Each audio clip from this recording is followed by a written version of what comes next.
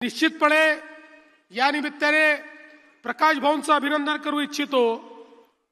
खरं तर सातत्याने हिवरखेडची जी काही ग्रामपंचायत आहे तिला नगर परिषदेमध्ये परिवर्तित करा अशा प्रकारची मागणी होती। मध्यंतरीच्या काळामध्ये 2021 साली तिला नगर पंचायतीत परिवर्तित करण्याचा निर्णय झाला, पण हिवरखेड वासियांना तो मंजूर नव्हता।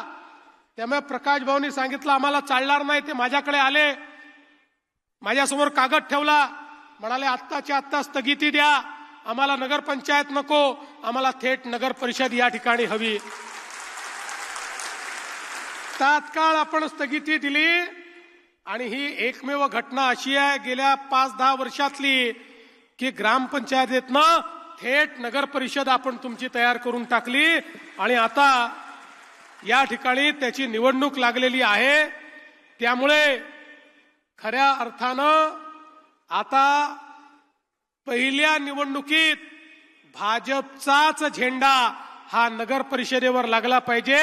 ही आता तुमची जबाबदारी आहे। तुमचं म्हणणं मी ऐकलेलं आहे, आता माझं म्हणणं ऐकण्याची जबाबदारी ही तुमची आहे।